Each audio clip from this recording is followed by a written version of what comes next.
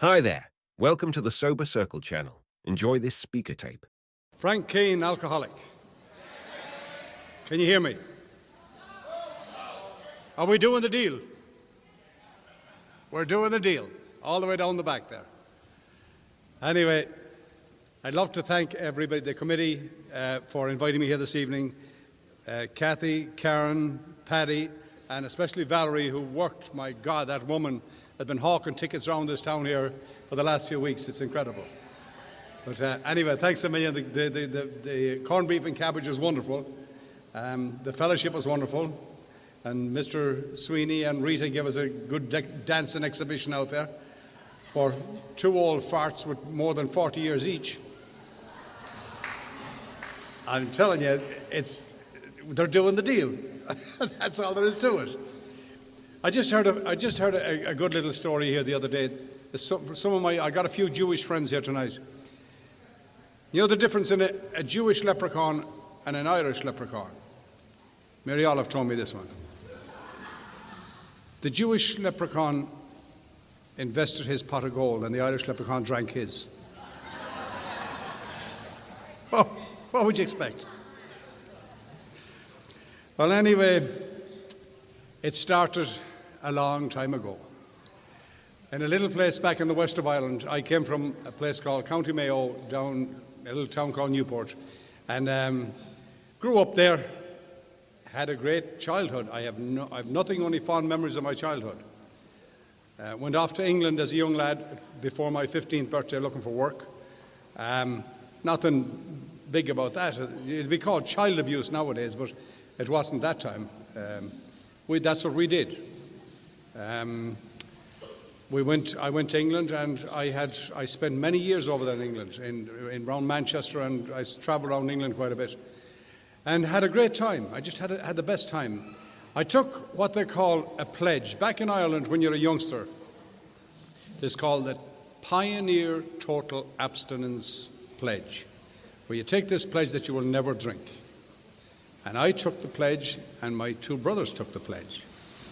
And one of my brothers has never taken a drink to this day. The other fellow took a drink when he was about 35 or so, and he can take it and leave it. I took a drink when I was 23, and I could take it, but I couldn't leave it. So I see a lot of heads nodding in agreement with that one, because that's the way we are. If you're alcoholic, you start drinking a little bit too much. And I started doing that at 23. And I often summarize. I'm not a great fan of drunkalogs, because I really don't care how much you drank. The fact that you had to come here is what interests me. And now what interests me is what you're doing since you got here.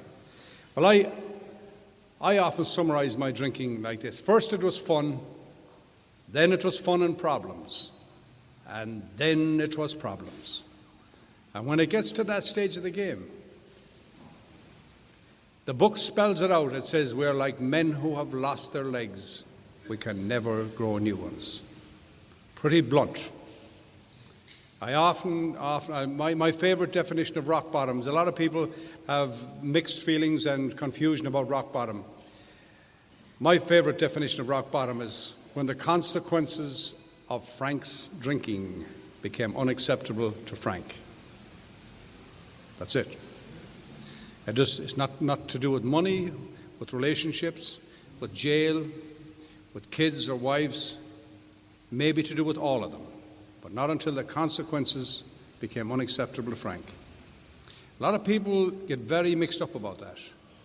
And anyway, when that day comes, if that day has come in your life, I had a young man down in the car with me here tonight, and I asked him, has that day come in his life? And he said, yes.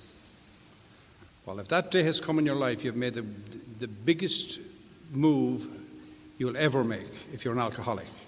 Admit you're powerless over alcohol and that your life is unmanageable, and totally accept it.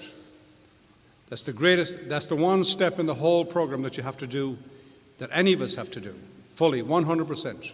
No reservations. There was an old fellow back in Ireland, Kevin, and he used to say, oh, jeez, he said, there's no reservations around here. And we had a guy from Delhi, from India, an Indian from Delhi. Paul, excuse me, Paul, but no offense meant, no reservations. And he was talking about the American Indians, you know. You hear it all in AA. I swear to God.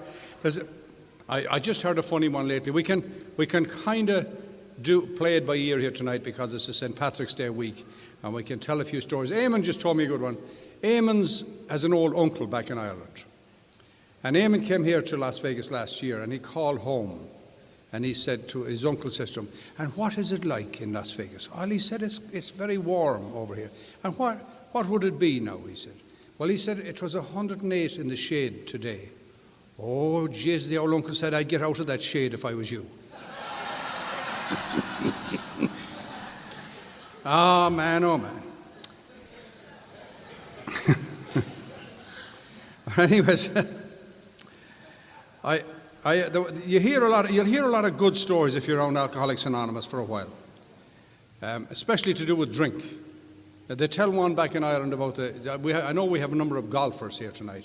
AA is full of golfers, but they tell one about this fellow playing golf, and he hits the ball and it goes into the bushes, and he goes in and there's the leprechaun lying on the ground with a big lump on his forehead. And the fellow said, "Oh my God," he said, "I'm so sorry. Are you okay?" The leprechaun says, "Oh, yeah, I'm all right, you got me. So the fellow said, No, I don't want to get you. He said, I just want to know if you're okay. I'm all right, but you got your wishes. Oh, the guy said, No, I don't want any wishes. He said, I just want to know, I'll take you to the hospital, or what can I do for you? No, I'm all right, leave me alone. So anyway, the guy, finally, he agrees to leave him alone, and he goes off about his business. And as he's going away, the leprechaun said, Well, geez, that's the nicest man I ever met in my life. That's a terrible decent man, he says. He had me there, he could have got his 3 wishes. Well, I'll give him the 3 wishes. I'll give them to him. He said, he's a decent man, he says. So he said, he's a young man, he said, and he plays golf. We'll give him a game of golf. He said, a good game of golf. And he says, he'd like a bit of sex. We'll give him a good sex life, he says. And he said, of course, he'd like the money, so we'll give him the money, and job done. So about a year or so later, this guy is playing on the same golf course.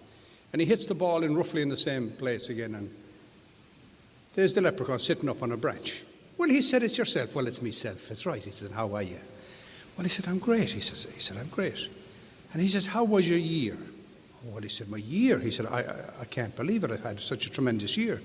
Well, you did. And how was your golf game? He said, I won the Masters. You did, said the leprechaun. Well, isn't that great? He said, isn't that great? He said, how was your finances? Well, he said, I got $1 million out of that. He said, and every time I put my hand in my pocket, it seemed like I have a pocket full of money. Oh, that's wonderful. What about your sex life? Well, he said, it's great. He says, and how many times a week would you be getting it now? Well, he said, I get it once. He said, and even some weeks even twice. He said, well, sure, that's not a lot for a young man your age. He says, it's not bad for a priest in a small parish.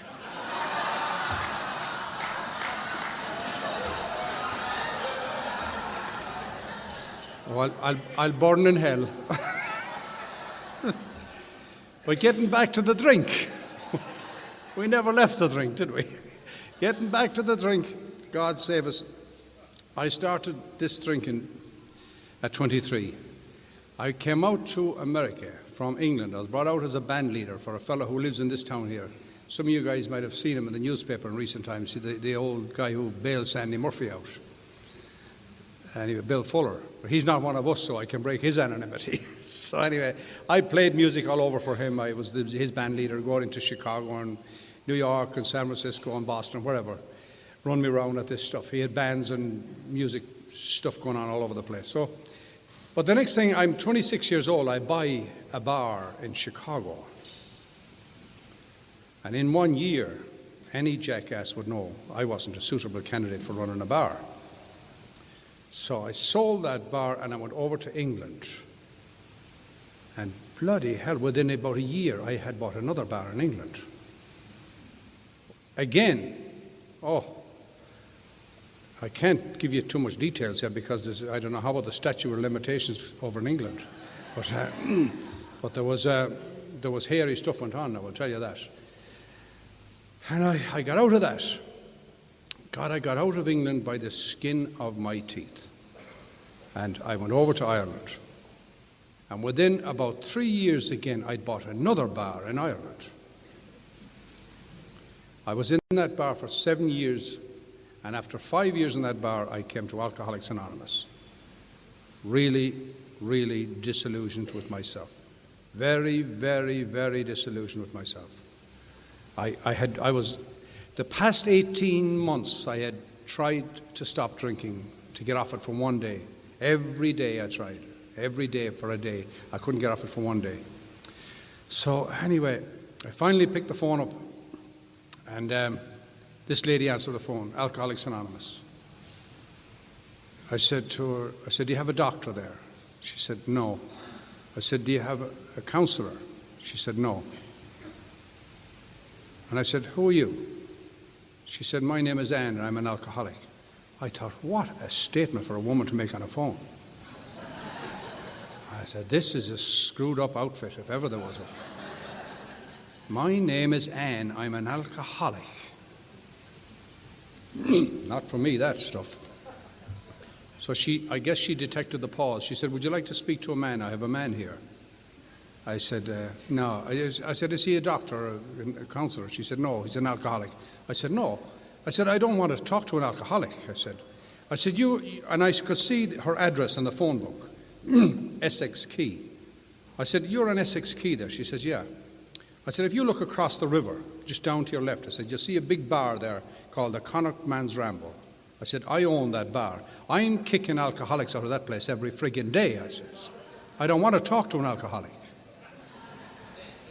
She says, fair enough, she says. So there was another pause. She said, well, do you want to go to a meeting? I says, where are the meetings? She said, where do you live? I said, I live in Killiney, about 10 miles outside the city. So she said, there's a meeting down the road from you, 1 o'clock today. I said, will there be a doctor there? No. Counselor? No. Alcoholics, she says. Oh man, I said, this is getting worse. So anyway, the grace of God, I got in my car and I went down to the meeting. And you know, everybody, if you're trying to get off drink every day for a year and a half, you're in pretty bad shape, and people know it. We know now. The whole country knew it. But I parked my car away from that building, and I walked up to the door, and I'm looking around to see if anybody would see me. And I went into my first meeting of Alcoholics Anonymous. That was the 6th of August, 1982. And a day at a time from that day to this, and thanks to the Fellowship of Alcoholics Anonymous, I haven't needed to take a drink or a drug or a mood-altering chemical of any kind, day at a time.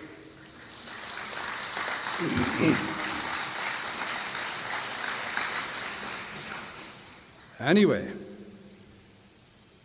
that just reminds me of another little story. Now, this story happened right there in that Dunleary area where I first went to my first meeting. And I've heard that story told over here lately, that it happened in Alaska and out in Hawaii and different places. But this is a true story. And you guys, a lot of you have heard this story. But there's a fellow called Paddy, there's a fellow called Red Paddy, who was a big help to me when I sobered up. And Red Paddy used to tell me about this other Paddy that they had just buried. And he said, God, he said he was the grandest fella ever. And that's another thing too, we bury a lot of nice fellas. A lot of nice guys die because people are always patting them on the back and saying, come on now, you know. Anyway, Paddy was one of these guys. And they had a wake in the house, a little terraced house in Dunleary.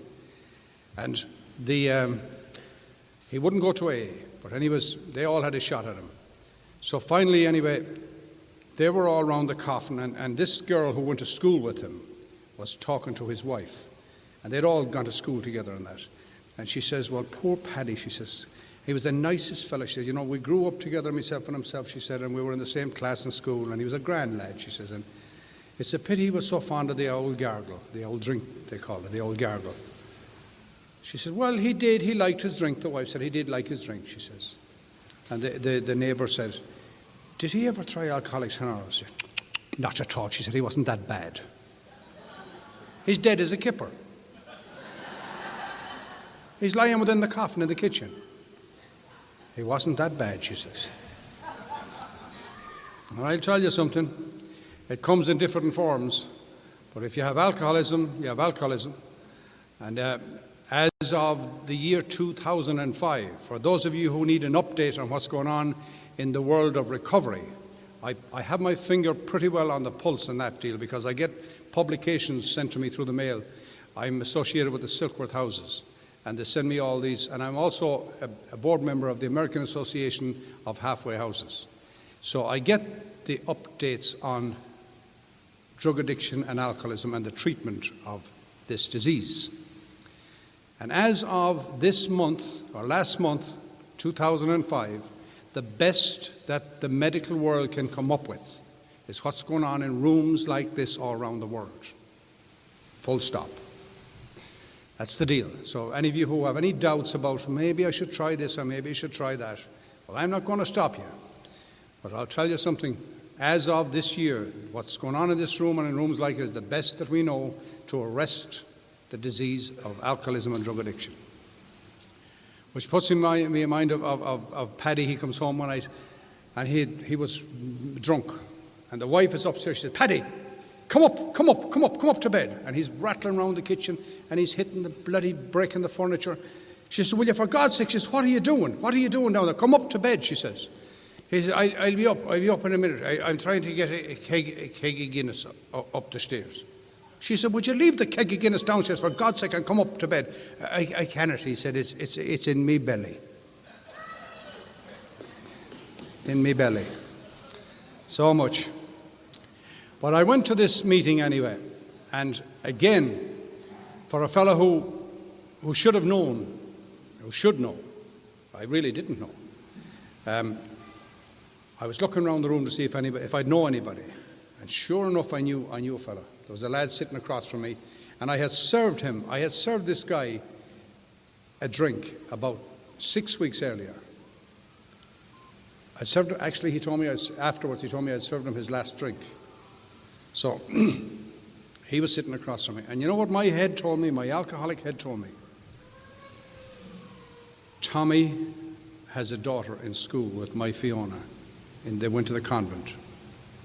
And he's going to go home tonight and tell his daughter, Fiona Keen's father is an alcoholic. Now, it didn't occur to me that he was there because he was one. It just tells you how the kind of bad shape we're in at that stage of the game. And I see this all the time. I work a lot. I'm exposed a lot to newcomers, to people coming in right in the door with the smell of drink just gone off their breath. Some of them are off it for a while. Some of them come out of the jails and the penitentiaries and the detoxes. But I'm exposed a lot to those newcomers.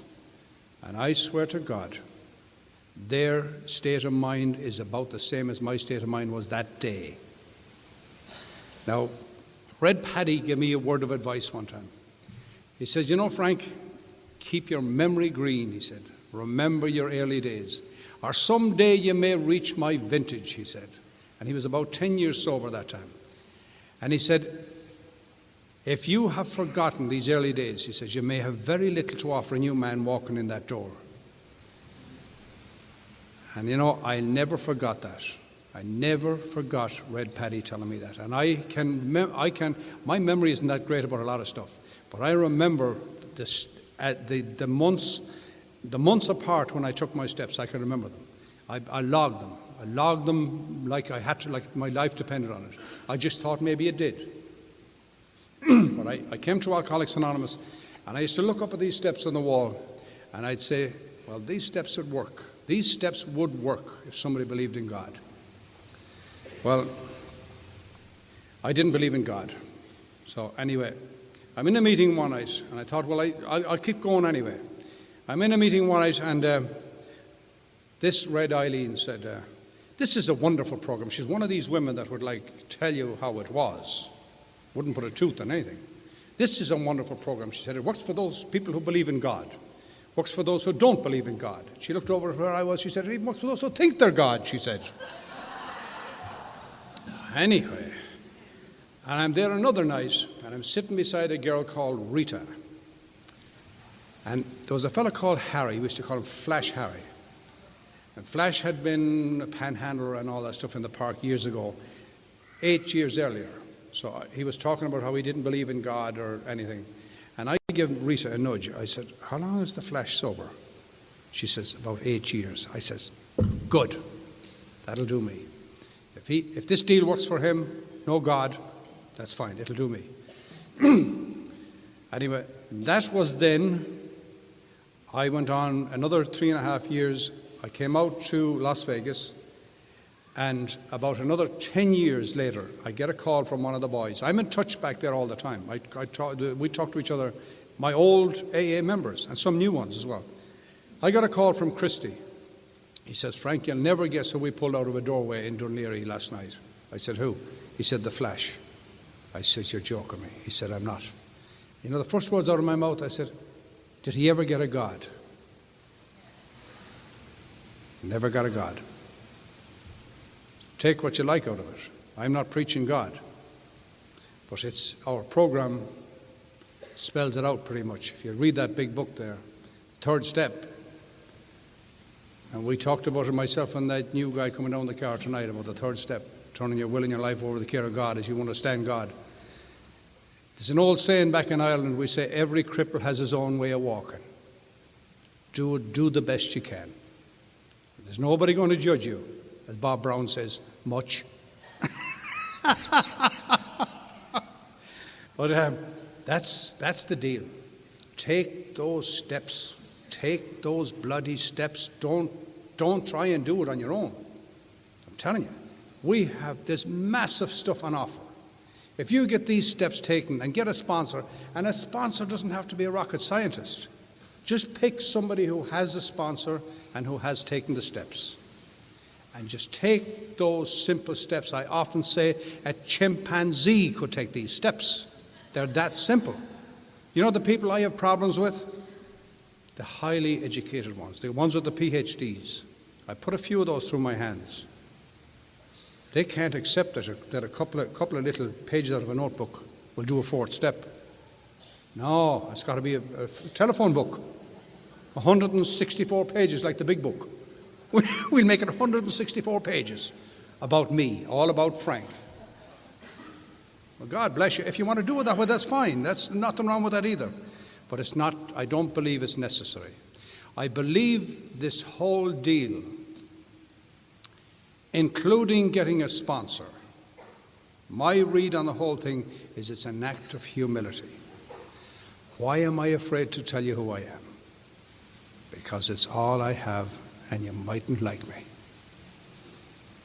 A lot of people identifying with that down here tonight, because that's the truth. That's the alcoholic story. It's all I've got, and you mightn't like me. And that's, everybody has that. When we come to that fourth and that fifth step, it's like, I'm never going to tell that. No way will I ever tell that. No way. Well, by the time I had got to my fifth step, or to my fourth step, I had God in my corner. I come to believe in God. And that happened to me at 90 days, the belief in God.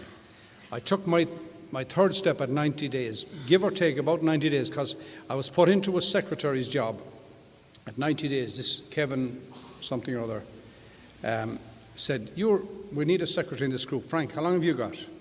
I said, I got 3 months today. He says, you're it. You're doing the secretary here. It was just for one night, one meeting. There was a meeting every night in this club, in this kind of a club place. And so he says, you do the Sunday night meeting. So I did. Made a big difference in my sobriety. Helped me a lot. If you're new here and you got 90 days sobriety, I strongly recommend you take a commitment like that. Another thing they'll do to you in this outfit, you could be the biggest thief in Las Vegas. They'll make you a treasurer. They'll give you money. And then you have this money in your pocket and you're thinking, oh my God, I just cannot give this back. There's no way I can give them this. They have plenty of money anyway. And you know what? For the most part, what happens is you will think that, and you'll end up giving them the money. major, major change in your life. Very simple stuff now. This is very simple stuff. You'll never hear any complicated stuff coming out of my mouth, because I don't believe in it. I don't believe in any complications in this program. I don't believe in dictionaries for the big book, unless, of course, if you're not educated enough to know some of the words, well, then maybe you need a dictionary. But for the average Joe who's got a high school education or close enough, this is duck soup. Alcoholics have a tendency to confuse the bejesus out of stuff. In the early days when that 6th and 7th step was written, there was a big controversy back in, I don't know, was it Akron or was it in Cleveland? Big controversy about the 6th step says we're entirely ready to have God remove all these defects of character. The 7th one says, humbly asked him to remove our shortcomings. They were going at each other one night in a meeting over there, and somebody picked the phone up to Bill Wilson, and they said, will you tell us the difference in the defects of character and the shortcomings? We have a big dispute over here. Bill says, I just didn't want to use the same word twice. But if it hadn't come from Bill, they were going to get into fisticuffs over it. Simple stuff. Very, very simple stuff. It's a bit like the story about the pupil says to the master, Master, what is Zen? The master said, Zen is working when you work, eating when you eat, sleeping when you sleep, playing when you play. And the pupil said, but Master, that's so simple. The master said, yes, but so very few can do it. Alcoholics Anonymous, same deal. Two most important words in the whole deal: show up. Show up. The biggest offender, this thing that you click, the television. Biggest offender. Yeah, I'll go in a bit. Yeah. Well, there's another meeting in an hour's time. Okay, I'll catch that one. Yeah. Well, there's one in the morning. I get the 7 a.m. in the morning. Yeah, I'll get that one. That's where the rot sets in. And believe me, there's a lady called Patty Henderson down in Phoenix, Arizona. She runs a place called Winter House, and she has about over 200 beds down there. She says, when the girls ask her, what's making my bed to do with getting sober? She says, a lot. That's where the rot sets in. The rot sets in somewhere. And it will try every one of us. That rot will try to set in from time to time with every one of us. And if we're not diligent, it will catch hold, and it'll become mold, and it'll fester, and it'll travel. It'll be like the dry rot. It'll go up into the rafters, and before you know it, the whole bloody roof caves in on top of you. So that's how simple this deal is. I came here to Las Vegas in 1986, and I went down to the Thai Club. I asked where there were meetings. I stayed in a motel downtown there, and it didn't take me long to find out where there were meetings. I found out first order of business. As soon as I got into the room, I found out where the Thai Club was, and I went straight around to the Thai Club. Went to a meeting, met Dick Tucson and a bunch of them. There was a bunch of old-timers around there that time. Met Don Williams, God rest him now, he's dead. Paul Campbell took me in there, and I said to Don, do you know any appraisers in the program? Don says, how long are you sober? I said, I'm 3.5 years. He says, you're safe enough here. Give me Ed Allen's number. I went out to Ed Allen. I got a job as an appraiser. Straight away. Of course, he had found out, Don had called him and told him, this guy, he's got a few years under his belt and he sounds like he's reliable and what have you. And I was. As a matter of fact, Ed Allen made a mistake the day we interviewed. I said to him, how many days do you work? He says, 7 days. That was the first mistake he made. What time do you start in the morning? 7 a.m. Second mistake. About 8 weeks later, he was sorry he told me that, because I had him under pressure. I was there every morning at 7 o'clock, and I was there Saturday and Sunday morning getting him out of the bed at 7 o'clock. And but that's called becoming reliable in Alcoholics Anonymous. That's all it is. There's nothing complicated about that. You just show up, you do what you said you'd do when you said you'd do it. Now, there's none of us without sin. Matter of fact, it puts me in mind of the time that Jesus came on the crowd and they were about to stone the poor Mary Magdalene. Do you remember that story? And they had the stone up anyway. And Jesus said, "Let the one among you without sin cast the first rock." And from the back of the crowd, this big brick comes flying and mills the poor woman, knocked her flat on the ground. And Jesus goes, "You know, there are times when you test me, mother."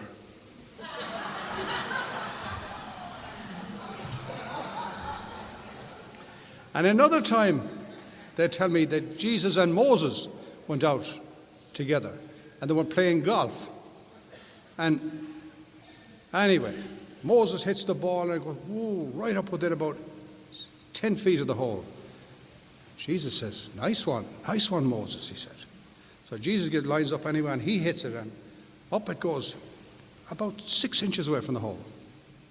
So the old man comes up anyway and he gets it and he hits it and it chop over there. And this little squirrel comes and grabs the ball and runs all the way down and drops into the hole. And Jesus goes over to the old man. He says, nice one, Dad. That's a golfer story. But this one is a true one. This one is a very, very true one. We had a bunch of guys over here. A lot of you guys met them too. We had a lot of lads over here this year and girls, men and women from Ireland for the Las Vegas Roundup. And there's two of the boys that I know very well. I've known them. I knew Jimmy. Jimmy is 25 years sober, so he was sober ahead of me in Dublin. The other fellow, Paddy, is about 16 or 17 years sober. And they're ferocious men to work in Alcoholics Anonymous. They just do the deal and do the deal and do the deal. They keep doing it. And they're hauling newcomers, and they got a group over there called the Mustard Seed, and they have book studies and they have concept studies. I've never been at a concept study, but they do concepts and the traditions and the steps and the whole lot. But anyway, there were 12 stepping this town drunk in a town called Navan in County Meath in Ireland. This guy had been up in front of the judge 40 different times. He'd been drunk all his life. So finally the boys got a grip of him anyway, and they got him into AA, and they got him sober, and they brought him in. They went into the court with him this day. He had some wreckage of the past to clear up in front of the judge. So the judge says to him, my God, is that you, John? John said, it is, Your Honour, it's myself. Well, God save us, he said, I don't recognise you. He said, were you in hospital or something, or you made a dramatic change? He said, you don't look the same man at all. Well, now, he said, Your Honour, I joined Alcoholics Anonymous, he says. Well, that's wonderful, and that's marvellous. And I got a thing they call a sponsor. And he's here with me in the court today, Your Honour, he says. Jimmy, he's here with me today, he says. Well, that's terrific. Well, my God, said the judge, and if it can work for you, John, he said, and it'll work for anyone. Well, that's true, he says. It might even work for yourself, Your Honour, he says. And the sponsor says he was doing great up until then, he says. Because the judge was a rip-roaring alcoholic himself. And the judge just shuffled the papers and stamped them and said, next, you know. Well, I went into a court in Ireland where there was a friend of mine. One of my first 12 steps in Ireland was a fellow called Phil. And Phil was what we used to call a kiter over there. He was a check guy. He was good on the old credit cards and the checks. A lot of heads nodding in recognition of that round here. There's a few people knows about that in here too. So anyways, Phil had been doing the checks and that and other stuff as well. But I met him on the street one day and I said to him, Phil, I said, your problem, I said, is the drink. Well, I haven't had a drink in 6 weeks, he says. And I said, I don't know about 6 weeks. I said, I haven't seen you for about a year, but I said, before that, I said, you were in doo-doo. I says, this guy had been in prison twice. And he came from my hometown. And I never knew anybody from that town that had been in prison. Nobody, except him. So he was a disgrace.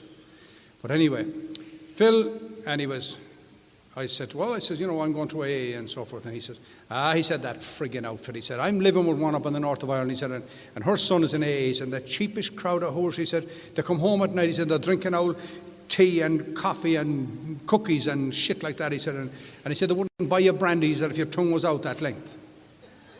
The alcoholic thinking, they wouldn't buy you a brandy. I said, well, Phil, I said, why don't you come down on Tuesday night and we have a meeting, an open meeting. So he came down, himself and this other guy. They sat inside the door at the back, and they left before the end of the meeting. So I was I had a gambling place in Dublin at the time, and I was in the shop the next day, and Phil walks in, and he said, that was an interesting meeting last night. I said, yeah, good. So I didn't say much more to him, and he showed up the next night. And where are you going tonight? And I told him, and he showed up the next night. And where are you going tomorrow night? And the next night, and he kept showing up. Make a long story short, Phil is still sober. Phil and myself we talk to each other all the time. But it'll just show you a bit about the alcoholic mind now. A year and 3 months later, this was in October, and the following January, 12 months, we were down in Galway at the convention.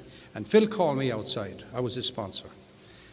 Well, Frank, and he pulled this credit card out of his pocket. He said, no, this is a live one. He said, I just want you to see this. And he bent the credit card and he tore it in two. And he put it in the dumpster. He said, you thought I was going straight all along. I knew well, he wasn't going straight all along. He was talking to another one. I knew well he'd been doing credit cards all through the year. But I didn't say anything to him. But he said, I had to do this now. I just have to finish this. He said, I'll tell you, when I came to AA with you, he said that time, a year ago, he said, you know what was in my head? I said, no.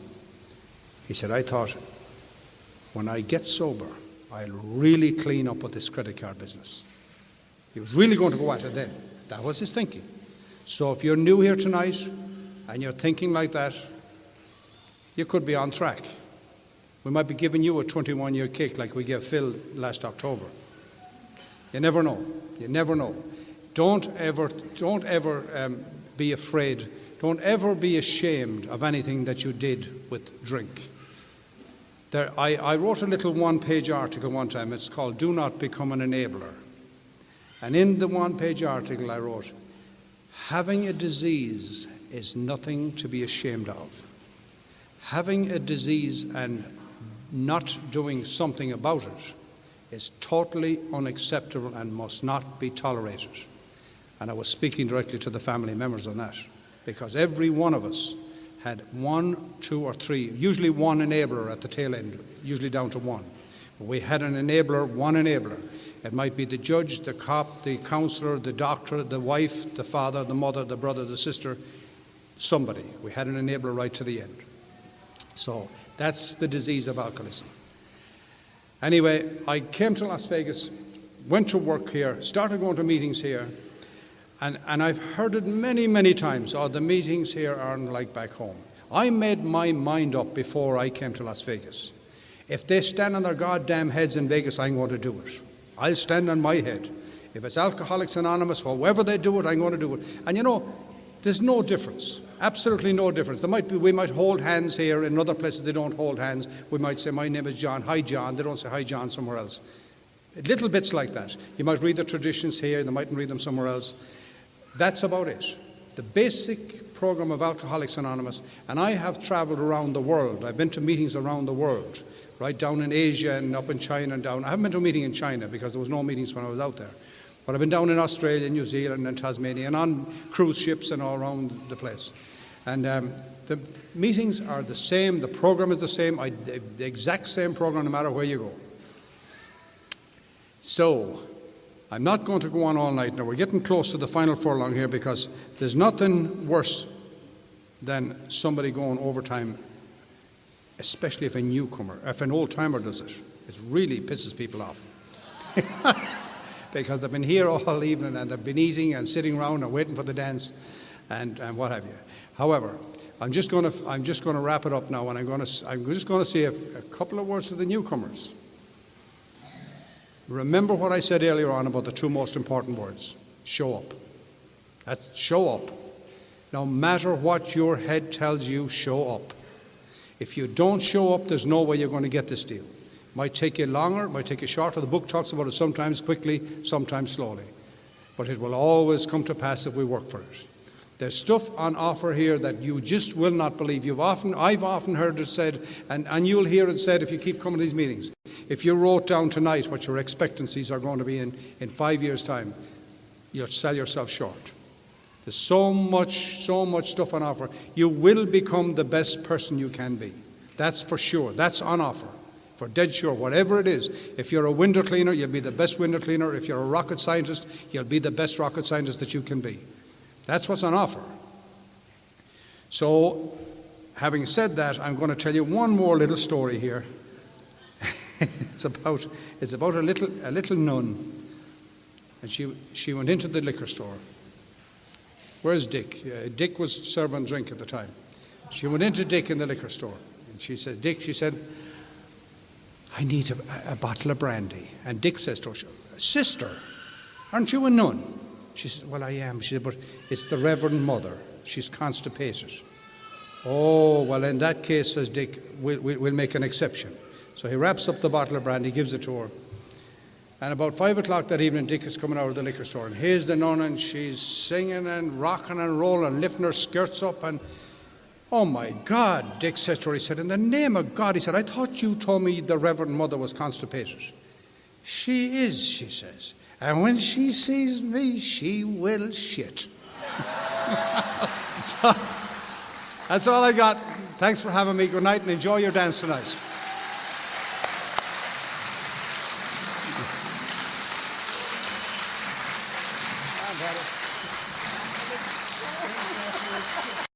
Thanks for listening. Please support the channel by liking and subscribing.